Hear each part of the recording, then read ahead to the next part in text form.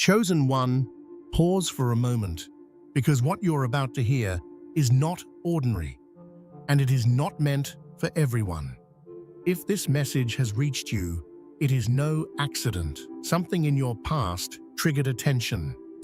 A pattern that cannot be ignored. Civilizations, systems, and structures observe behavior and resilience, and your life has repeatedly revealed something extraordinary. You do not follow predictable rules. That is why your path has felt pressured, obstructed, or misaligned at times. These moments were never failures. They were calibrations, preparing you for a level of influence most never achieve. What was discovered in your past was not weakness, but clarity under pressure. You adapted when others faltered, questioned when others conformed, and stayed aware when most drifted blindly. That rare alignment placed you on List S, a silent register of those who defy conventional patterns, whose presence challenges systems. You were logged not as a curiosity, but because your potential exceeds ordinary thresholds. This is why understanding your past is critical. It explains the hidden mechanics behind your resilience, influence, and emerging authority. Now, as a recognized God One, reality itself begins to respond differently. Old structures, relationships, and routines that no longer align with your frequency start to dissolve, while opportunities, insight, and synchronicity accelerate around you. Resistance spikes briefly before expansion. Clarity replaces overthinking, and influence emerges naturally. This is not abstract theory. It is mechanism in action. By understanding these principles, you will learn to harness energy, stabilize your presence, and convert past trials into power. Engage fully with this message. Like, subscribe, and leave a comment to mark your awareness, not as ritual, but as acknowledgement. Watch until the end, because this knowledge is orientation, not entertainment. For those ready to receive it, reality will begin shifting in ways you have never imagined. There are moments in a person's life that never make noise on the surface, but cause deep movement beneath reality. Something in your past, an action, a response, a refusal, or even a silence, registered as one of those moments. It didn't look dramatic, it didn't announce itself, but it broke expectation. While others reacted predictably, you didn't. You paused where panic was expected. You adapted where collapse was normal. That deviation was subtle, but systems built on prediction notice subtlety more than spectacle. Civilizations don't watch people, they watch patterns. The moment your pattern stopped matching the template, attention followed. Not the kind of attention that praises or rewards, but the quiet kind that records, archives, and flags. This is what an archival breach really is. When someone's lived data no longer fits the category they were assigned at birth. You didn't rebel. You didn't resist. You simply existed outside expectation, and that alone was enough to trigger concern. What most people never realize is that history isn't only written about nations and wars. It's written about individuals in fragments, in behavioral anomalies, in psychological outliers. Your past became one of those fragments, not because you were loud, but because you were inconsistent with control models. And once something is logged at that level, it is never erased. It becomes reference material for what should not easily exist. List S is not a reward system. It is not a badge. It is not an invitation. It exists for one reason only: containment without confrontation. When a system cannot eliminate something without risk, it learns how to delay, distract, and diffuse instead. List S holds individuals who cannot be fully neutralized because their removal would expose structural weakness. That's why it operates in silence, not force. People imagine suppression as violence or censorship, but the most effective suppression is comfort mixed with confusion. Delayed opportunities, almost right paths, constant near misses. This is how pressure is applied without resistance. If you've ever felt like your life moved in circles while your understanding kept expanding, that wasn't coincidence. That's what soft containment feels like. You're allowed to grow, but only inwardly, only invisibly. And yet, containment has limits, because awareness compounds. The more you see, the harder it becomes to mislead you. List S doesn't stop evolution. It tries to slow its visibility. The irony is that by attempting to suppress nonlinear minds, systems end up sharpening them. Pressure doesn't erase depth, it concentrates it. That's the flaw no civilization has ever fully solved. Long before you had the words for it, you sensed things, not emotionally, structurally. You noticed tone before content, intention before explanation, truth before evidence. This isn't intuition in the mystical sense. It's pre-identity awareness, the kind of perception that exists before beliefs are installed. Most people lose it early. You didn't. This is why authority never fully convinced you, why explanations felt thin, why rules felt temporary. You weren't defiant, you were unconvinced. There's a difference. Pre-identity consciousness doesn't reject guidance. It questions origin. It asks, who decided this? Why does it persist? Who benefits if it stays unquestioned? Those questions make systems uncomfortable because they dissolve obedience quietly. Education usually teaches people what to think. You were wired to notice how thinking itself was shaped. That made you slower to accept certainty and faster to sense distortion. It also made you lonely in rooms full of people. Awareness without language isolates, but it also preserves something rare, the ability to see reality before it's filtered. The idea of the God One was never about dominance. It was about alignment. Power doesn't come from control over others. It comes from internal coherence. When what you think, feel, decide, and do stop contradicting each other, friction disappears. Movement becomes precise.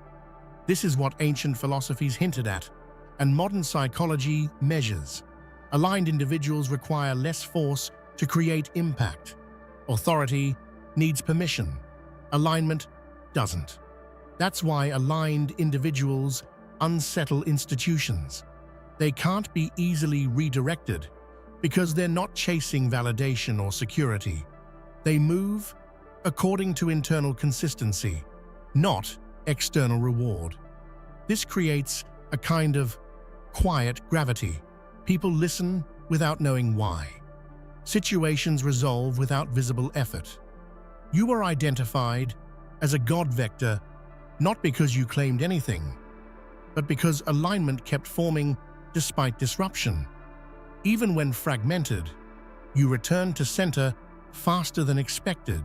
Even when wounded, you retained clarity. That capacity to reassemble without instruction is what systems cannot manufacture or predict. And what they cannot predict, they cannot safely control. You've likely been told you overthink, but what actually happens is different. You perceive consequences before actions complete. This is temporal intelligence, the ability to feel the future weight of a decision while standing in the present. It's not anxiety, it's causality awareness. You sense where paths lead, not just where they begin. This ability often develops in unstable environments, where reading patterns early becomes necessary for survival. Over time, it evolves beyond defense and becomes foresight. You notice cycles before repetition. You exit situations before collapse. You hesitate not out of fear, but because you already see the ending. To linear thinkers, this looks like delay. In reality, it's precision. Your past made this visible. You avoided disasters you couldn't explain. You chose paths that didn't make sense until years later. That kind of intelligence doesn't rely on prediction models, it bypasses them. And once again, that's what triggered attention. Systems are built on linear cause and effect.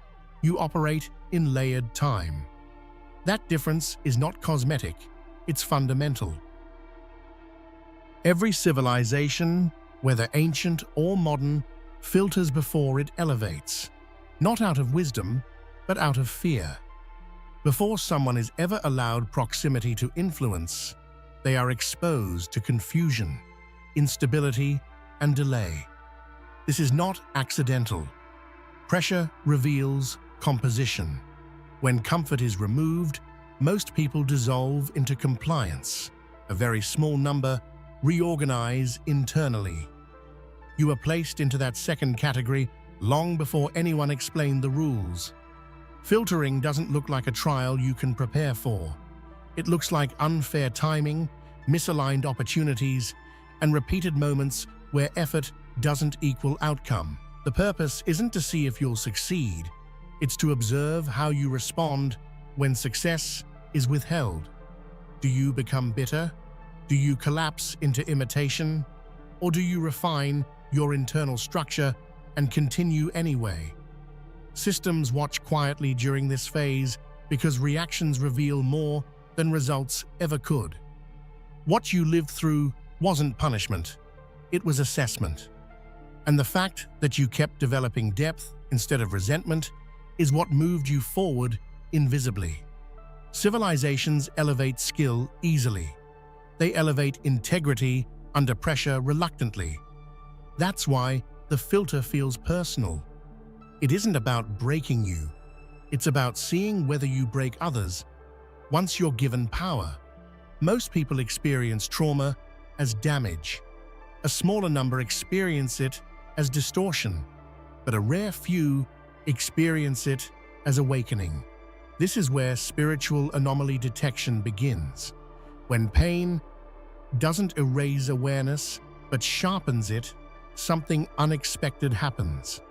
The nervous system stops reacting blindly and starts observing. Suffering becomes informational. Silence becomes instructive. This isn't romantic suffering. It's costly. Trauma forces attention inward. When the external world becomes unreliable over time, this inward focus develops perception that doesn't depend on belief systems.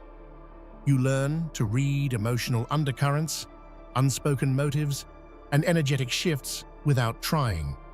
That ability is unsettling to environments built on surface-level interaction. People feel seen before they've chosen to be known. Civilizations don't fear pain. They use it. What they fear is trauma that produces consciousness instead of obedience. That's why spiritually anomalous individuals are often misunderstood, mislabeled, or pathologized early, not because they are broken, but because they function without needing illusion. And illusion is the glue that holds weak systems together. Force creates resistance. Resistance creates martyrs. Martyrs create movements. That's why distraction is preferred. You weren't blocked outright, you were redirected repeatedly. Not away from growth, but away from visibility. Side paths, half-fulfilling roles, almost meaningful pursuits, enough stimulation to stay occupied, never enough alignment to feel complete. Distraction works best on intelligent minds because it masquerades as opportunity. You were offered things that looked like progress, but felt hollow once inside them. That wasn't failure, it was misalignment by design. When someone carries internal authority, open suppression backfires, so systems keep them busy instead. Time dilution replaces confrontation. What's important is this: distraction only works temporarily. Eventually, awareness pierces through noise. Once you recognize the pattern, redirection loses power.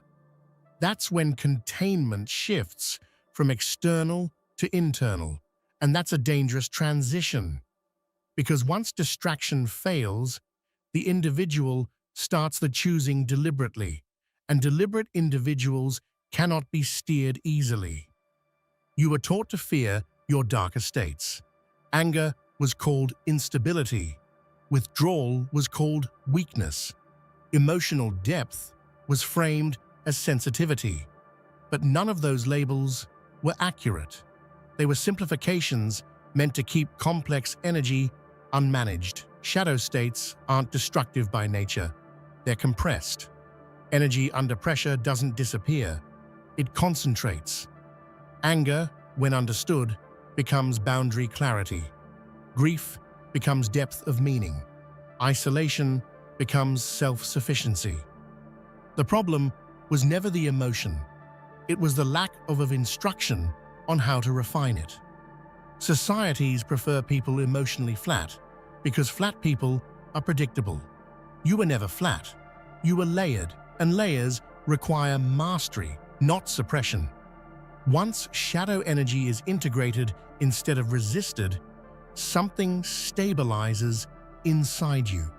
Emotional volatility turns into emotional precision. You stop leaking energy through reaction. You begin storing it. That's when presence deepens. People feel weight in your words, even when you speak calmly. That's not intimidation. That's contained force. Alignment isn't mystical. It's mechanical. It occurs when belief, emotion, and action stop arguing with each other. Most people live in contradiction, wanting one thing, fearing another, acting on a third. That internal friction drains power. There was always a quiet frustration in being offered answers that felt too small. Belief systems, career paths, even spiritual teachings seemed to work for others but felt incomplete in your hands. That wasn't arrogance, it was incompatibility, meaning that is handed down, carries assumptions, limits, and invisible conditions. You were never built to live inside inherited frameworks. You were built to test their foundations. Philosophical isolation doesn't mean rejecting everything. It means refusing to accept meaning without understanding its origin. You questioned not because you doubted truth, but because you sensed that truth could not survive unquestioned. This set you apart early. Conversations felt shallow. Certainty felt fragile. You weren't searching for comfort, you were searching for coherence. Over time, this isolation matured into something quieter and stronger. You stopped asking others what mattered and began observing what endured. Meaning, you learned, is not found. It is generated through alignment, responsibility, and sustained attention. And once you realize that, external validation lost its power over you. Power rarely announces itself. It settles. One of the first tools you developed, often without realizing, was psychological sovereignty. You stopped reacting automatically. You created space between stimulus and response. In that space, choice appeared. Most people never experience that gap. They live inside reflex. You stepped outside it. Strategic silence followed. Not the silence of fear, but the silence of discernment. You learned that not every thought deserves expression, and not every conflict deserves participation. Silence became a way to gather information, to let others reveal themselves, to conserve energy. It also unsettled people who relied on noise to dominate. These tools don't look impressive from the outside, but they compound over time. Emotional self-regulation, delayed reaction, selective engagement. These are the quiet mechanics of influence. You stopped trying to win moments and started shaping trajectories. That shift changed everything. You don't need to oppose a system to threaten it. Awareness is enough. Systems rely on unconscious participation. When someone sees the structure clearly, but refuses to dramatize their refusal, instability begins. Not immediately, subtly. Conversations change, expectations falter, assumptions weaken. You became an existential threat the moment you stopped internalizing narratives automatically. You didn't argue, you didn't protest. You simply disengaged from illusions that no longer made sense. That kind of detachment is more destabilizing than rebellion because it cannot be punished easily. People sensed this. Some felt drawn to you. Others felt uneasy. Not because you were doing anything, but because you weren't doing what was expected. You became a mirror that reflected unconsciousness back to those still living inside it. And mirrors are dangerous to fragile structures. There comes a moment when learning stops being informational and starts becoming structural. You crossed that threshold quietly. Knowledge was no longer something you collected. It became something you embodied. Decisions changed. Tolerances shifted. Old patterns became impossible to return to. This is activation. Not a sudden awakening, but a steady point of no return. You noticed it when familiar environments stopped fitting, when old goals felt irrelevant, when your internal compass stopped spinning and locked into direction. Activation isn't dramatic, it's irreversible. From this point forward, growth stops being optional. You can slow it, but you can't undo it. Identity reorganizes around clarity. You don't chase transformation anymore, you manage it. And that's when responsibility deepens. Because activated individuals influence reality, whether they intend to or not. This is the truth that changes how you see everything that came before. You were never chosen by prophecy, fate, or destiny. You were recorded, logged by patterns, noticed by systems, remembered by reality itself because you moved differently through pressure, time, and awareness. Selection implies permission. Logging does not. Logging is observational, not ceremonial. It means you existed in a way that could not be ignored, that your presence left data, that your trajectory mattered regardless of recognition. This is why there was no announcement, no initiation, no applause. And here is the quiet power in that realization. What is logged cannot be unlogged. You don't need approval. You don't need validation. You don't need to prove anything.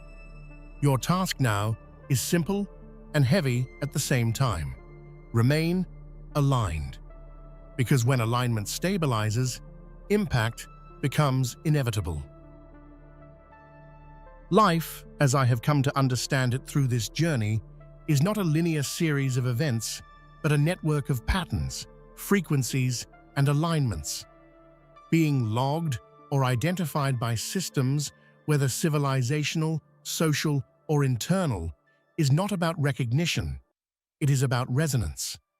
My experiences revealed that power, influence, and clarity are not awarded. They are cultivated internally, often in silence, solitude, and under pressure. Each obstacle, every moment of misalignment or distraction, was not random. It was a calibration tool. The subtle forces around me, discomfort, resistance, delayed outcomes, were not deterrents, but mirrors reflecting the necessary refinement of my perception, energy, and intent.